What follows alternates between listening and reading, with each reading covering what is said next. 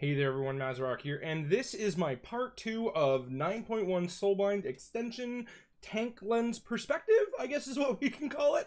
Today we are going to be covering Venthyr and Night Fae, and this is going to be good for all tank classes. I'm going to try and put it through them. Now, of course, my view is a little bit more warrior DK, but I'm going to try and extend it to all tanks.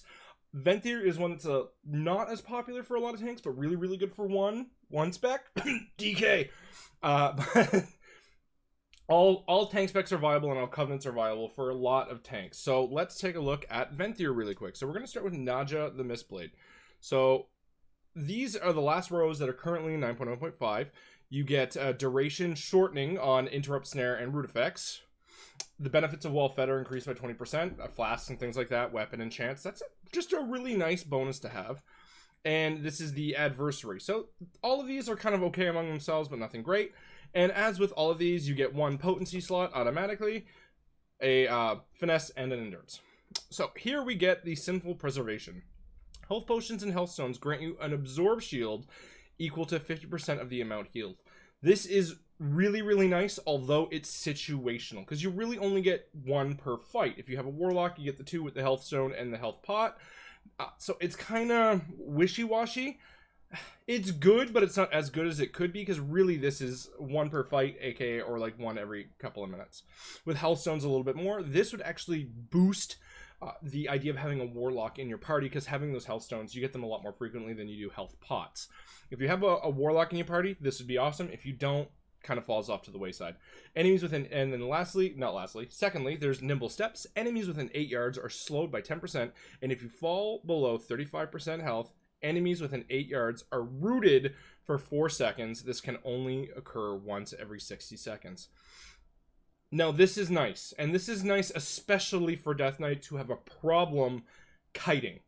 And this is good for necrotic weak kiting and things like that. So if you fall below that 35% health, now this is good for DKs, but it's a problem for DKs because falling below 35% health happens a lot more frequently than what you think. Although this is insanely good for kiting. If you can time this right and get below that 35% and get that 4-second route, you have a lot more time to get away.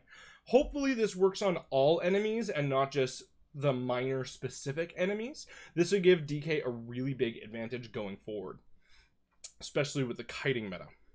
And then now, lastly, Fatal Flaw. When the haste effect of Euphoria ends, gain 10 seconds of either 20% increased critical strike chance or versatility, whichever you currently have more of. Now, as a tank, chances are you're going to have versatility. Basically, versatility is one of the top stats for every tank, so that's kind of going to go. This is just going to be nice. That's all it is. As long as you are consistently chain pulling, because that's the thing with Naja. You do not want Thrill Seeker to go away. You want to get as many Euphorias as possible. But it's very difficult to time. You can't be planning out your dungeon going, I'm going to get Euphoria here, here, here, and it'll end. This will just be nice, but kind of uncontrollable. And even sometimes the way it works, I've noticed that I was ending fights with Euphoria on. So this would end, and then I'd have 10 seconds of versatility, but sometimes by the time you get to the next pack, aka like Mechagon, you lose it, right? So it's kind of, it's good when it's good when it procs correctly or procs in your favor, but I think it's going to have an equal chance of procking when you don't want it to. So Naja, still a win for DKs, although I think there are better options. I think this is still more of a DPS tree. And now for Theotar the Mad Duke, and we're going to check out the last ones in 9.0.5 to see if they can affect the last ones here. So, Token of Appreciation, you grant an Absorb Shield to anybody who helps you with any magical effect or healing. This is really, really nice to try and encourage any off healers to kind of help you. Perhaps a Ret Paladin putting on Word of Glory on you. Maybe a Druid putting on a Quick Rejuvenation. Anything like that to try and help them through more difficult packs. And you can plan around this. It's good, but it's not crazy strong. The effects of combat potions last 100% to 200% longer. Just really, really nice, really. As long as you're using them. If you've got this equipped and you're not using them, what's the point? And then this one here, now I'm spec'd on Warrior here, so Condemn or your, Venthyr ability. Signals the start of tea time, granting 6% versatility to you and 3% for up to 4 nearby allies. This is good in Mythic Plus. All around useful, more versatility, less damage incoming, and usually a little bit more damage outgoing. Not bad. So potency slot, And it's always tea time. When Soothing Tea activates, they offer you a cup of tea, healing you for blah, blah, blah, blah, blah, and reduce damage taken for 5% while standing in the shaded area. Not bad, not great, is what it is. When you are well fed, you gain 60 speed and 60 avoidance. Now, I do want to check to see if that changes for every... Let's check here. So we've checked Demon Hunter, we've checked Hunter, let's check Priest. So 60 speed, 60 avoidance all around. This is... You should be well fed. You should be going after that well fed buff. This is passive, kind of set it and forget, but the avoidance is really, really nice on tanks. Why not get more of it? Out of the two, I don't know. I'd probably take the well fed and get the extra avoidance stats. It's all around useful as long as you keep up that buff.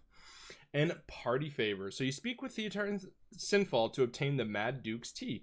So this tea has a chance to increase haste, versatility, critical strike, or primary stat for 4 hours, and you can only have the effects of one Mad Duke's tea at a time. This is like an extra well-fed buff. Really, really nice. I don't know if this doesn't stack with well-fed. I do believe it you can do both, which is really nice. I don't think it's anything... Again, it's just nice. I don't think it's anything to really write home about and try and build around. But yeah, that's kind of how it goes there. General Draven. Not exactly the most well-beloved NPC, considering Stone Legion General's mythic, but he's voiced by Matt Mercer, so he gets a pass on absolutely everything for me. So we're going to go look at the last 3 again. This one here, I really like. Hold your ground. Standing still for at least 4 seconds grants you 10% increased stamina and 4% increased healing done. This is really good for classes who self-heal. DK, Bear, things like that. And... you know, it helps your healer out as well. The caveat is you need to stand still for at least 4 seconds. And something like this on Sanguine weeks, you're basically not getting at all. Storming weeks, really, really tough.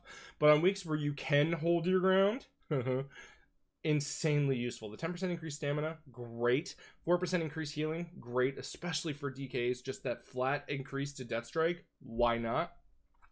This one here, a superior tactic. Successfully interrupting an enemy or dispelling an ally increases your critical strike chance by 10% for 10 seconds. Can only occur once every 30 seconds. This is nice. You should be kicking anyway. It is a flat 10% buff 33% of the time. It's decent. Nothing to write home about, but nothing to scoff at either. Built for war. While you are above 80% health, you gain 1% primary stat every 3 seconds, stacking up to 4 times, so meaning 4% primary stat. If you fall below 50%, this effect is lost. For any super tanky specs, Bear, you know, Warrior, things like that, this is solid, because you're not going to go below 50% as often. DK, not that great, because you're going below 50% a lot more frequently than what you think. So now off to the new extensions. Regenerative Stone Skill. Any overhealing done to you will heal for an additional 15% of the overhealing amount over 6 seconds. This I really, really like for Death Knights. Especially so for Death Knights. Bear with Frenzied Regen is another good one. Paladin, Word of Glory. Although if you're Paladin, you're probably playing Kyrian. Because especially, and this is especially double down this on Death Knight. Any overhealing. So your chances are you're going to overheal yourself with Death Strike. It's going to happen a lot. Death Strike gets you a Blood Shield. This also keeps healing. The amount of extra healing that this is going to generate over the course of a dungeon, especially in M+, I think it's going to be a lot. I think it's really going to count to a lot, and this is going to be an absolute mainstay on the General Draven tree. And especially that overhealing over the 6 seconds is probably going to be affected by Hold Your Ground. So there is a nice amount of synergy there. Intimidation Tactics. Well, below 50% health, Door Shadows cool down 50% faster. It's nice. Extra kiting. Is it as good as this? Not really. But if you're finding yourself below 50% health, a lot more than what you like, and staying there, which you shouldn't. For example, a Death Knight, yes, you go below 50% health, but you're death striking yourself right back up anyway. So the cooldown is really... it's not going to be that great, and this is only while below 50% health, so like the cooldown will fluctuate on Door Shadows, but it's probably only going to end up being 10 to 20 seconds shorter, so it's not going to be that great. I'd much rather have the overhealing done. It's going to help your healers a lot. They're going to not be afraid to heal you as much and keep going like that. Yeah, it's just nice. Battlefield Presence. Each nearby enemy trembles at your presence, increasing your damage and healing done by 1% and reducing damage taken by 3% up to a maximum of 3 enemies. This is built for M+, okay? Like, you're taking less damage, you're getting increased healing, you're getting increased healing with regenerative stone skin, and you're taking less damage with service and stone. General Draven is an absolutely fantastic all-around tanking tree. It loses out on DPS options that Naja does, but man, do you ever make up for it with tankiness. This on a General Draven on a bear tree is amazing. On a bear tree, on a Guardian Druid bear. Amazing. DK, I think this is going to be an absolute go-to all around for pushing high-end content for Venthyr. Now, that's my own personal opinion. I think the numbers are going to back me up on this one, but having tested around with this a little bit, going from DK 9.0.5 to PTR General Draven, I felt incredibly much more tankier with General Draven than I did with anything else, and it's only more so with 9.1. Now, because there's never enough Night Fae in an M+ group, let's go looking over at the Night Fae Soulbinds. There are a couple really exciting things that I was looking forward to when my warrior was still Night Fae, but again, having 4 Night Fae in an M+ group just seems like a massive redundance. So Grove Invigoration, we are going to cover this one real quick. It's the mastery boost that you get for just healing or doing stuff, and then you also get a big mastery boost for using the ability. This is just a general increase in mastery. I'm covering this for a very specific reason. Lastly here, the utility of Naya's Burrs and the damage of Burrs, always nice, super great to have. Poison, it's there, it's nice, you should be kicking. Meh. It's not Naya's Burrs damage. If this damage was way more, or just even applied whether you successfully kick something or not, would be way better. But oh well. And this is your healing spells and abilities have a chance to apply invigorating herbs. This is mostly a healing thing. Now, if you're a Death Knight DK, a lot better. Increased haste for 10 seconds. Proc chances 30%, 10-second cooldown. Really, really nice to have because you're always healing yourself. But aside from that, Bear, really nice as well. Kind of useful as well if you just want that extra tankiness. But Burrs is usually going to be your playthrough. So now onto the new ones. Called Shot. When you critically strike, you gain 20% increased movement for 5 seconds. This can only occur once every 10 seconds. Really nice on low movement tank specs. So if you're a Death Knight, you're gonna like this. It's gonna be all around useful. But if you're a warrior, if you're for some reason playing a paladin or a demon hunter, this extra movement is nice, but really not needed. You have a lot of ways to get around it. Survivor's Rally. Now this one here I like. When you fall below 50% health, you regain 20% of your health over 10 seconds and receive 5% additional healing from other spells and abilities. May only occur once every 6 seconds. So this one here, especially for really tanky classes, when you fall below 50% health, that's not normal. Like, it doesn't happen quickly, it doesn't happen often. So when you get this once every 6 seconds, it's going to help your healer out. It's going to give you that like kind of healing for yourself that, you know, a warrior can't do by themselves. And things like that. This was better at one point, but still 60 second for that extra cooldown. Really, really good. Increased frenzied regen, you know, things like that. It's just all around really, really nice to have. Bonded Hearts. Gaining a stack of redirected anima for your Grove Invigoration heals up to 5 nearby allies for 2% of their health, up to 2,000 health. Now, this was uncapped at one point when I knew this wasn't going to go live, which is one of the reasons why I was waiting on this one. If any of the affected allies or another Covenant redirected anima's mastery and maximum health are increased by 50% for 5 seconds. So this is going to encourage other people to play something other than Night Fae.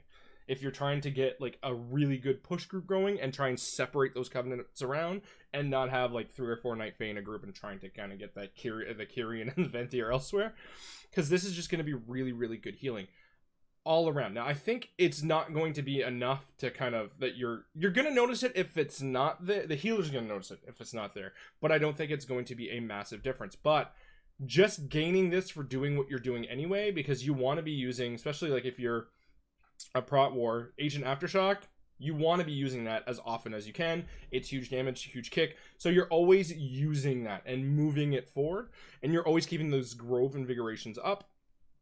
So this is just an all-around solid addition to what you had, and it gives you a nice little extra to your kit. See, now if you're a Prot War, you can be like, well, hey, my healing helps heal. My abilities now help heal others. I'm a little bit of an general off healer.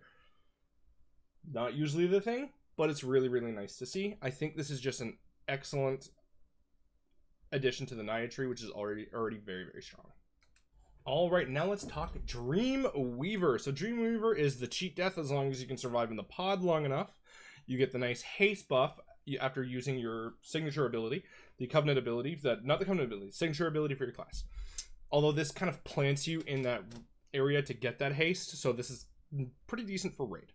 So, Cunning Dreams, Soul Shape and Flicker now slow enemies near you near your starting point for 50% for 6 seconds. If you were using Soul Shape to kite as a tank, this is an excellent option to help you kite even more. Plain and simple. It's going to give you a benefit for something you were already doing anyway. If you were not using Soul Shape to kite, you might want to start thinking about it by picking this. Although, Waking Dreams. When you take damage below 80% health, you're a tank. You gain a shield for 30% of your maximum health for 12 seconds. Now, this used to not have a cooldown, and that was another thing where I was like, really? Why would your healer just not keep you between 75 and 85%? You would have absolutely, like, seen healer weak auras pop up to keep their tanks within that sweet middle ground. So then that way they could just do damage, but constantly keep that shield up going, because that would have been broken as hell. But it's nice. You're going to go below 80% health quite frequently. You're a tank. So in the course of a dungeon, you're probably going to get this once every pull or two. Like, it's going to happen. So all around, super solid option. Is it enough to take the tree, though? I don't know. Dealing damage, so Dream Delver. Dealing damage or healing a target grants you 1% damage or increased healing to that target for up to 4 seconds for up to 3%. It's nice. An extra 4% damage boost. It's nice. It's good. Better in raids. All around, the Dreamweaver tree seems super strong in some areas, but it's not strong enough to choose, where Naya is kind of all around better, and even Corraine is pretty good as well, especially in M+. So there's kind of hit and misses there. All around, Dreamweaver is nice. It's a good Soulbind, but you have better to choose from. Last but not least, Corraine. So Wild Hunt, an extra 10% damage increase to targets above 75% health. You're going to get this a lot in M+. It's just straight up going to happen. Everybody you start is going to be over 75% health. This is increased threat gen. All around, just super solid option to have in M+. Nothing bad at all. Reason why I'm talking about this is it does pertain later. So, the last three. When in front of your target, your spells and abilities decrease the damage they inflict on you for 3%. So, basically, as a tank, everyone's facing you as often as possible, which you should. As long as you're, if you're kiting, try and kite and glide away, and you know what I mean? Try and keep facing towards them. 3% damage reduction. All around nice. People yell at the paladins for not having Devo Aura up. That's 3%. So, extra 3% all around nice. Damaging an enemy before they damage you increases your critical strike chance by 25% for 5 seconds. This is bonkers. I've played with this tree in M+. It is dumb how much more damage this allows you to do. Like, it really is. If you are finding that you are having a lot of early threat generation in Mythic Plus and your party just keeps pulling threat away from you, put First Strike on, and that's not going to be a problem. Like, you're going to find you're going to gain that really, really quickly. And hold the line. After standing still for 5 seconds, you take 15% less physical damage until you move. Most of the damage you take in this game is physical. The problem is you have to stand still for 5 seconds, and most of the time you're in the most amount of danger in the first 5 seconds. So, like, I'm in more danger when I'm going into a pack and trying to set it up than if the pack's already kind of half gone. You know what I mean? Like, 5 seconds is a long time. It would be a lot better if it'd be 2 to 5 seconds, and you could maybe put like something like Hold Your Ground. You put a little extra on it. So let's say after you move, you get it for another 2-3 seconds, something like that. Aside from that, it's not bad. It's pretty good for raids because you're standing still a lot more, and depending on the boss. But all around, I go with First Strike in M+, or I go with Face Your Foes, because the all around 3% is just super nice. So, now we go on to the new ones.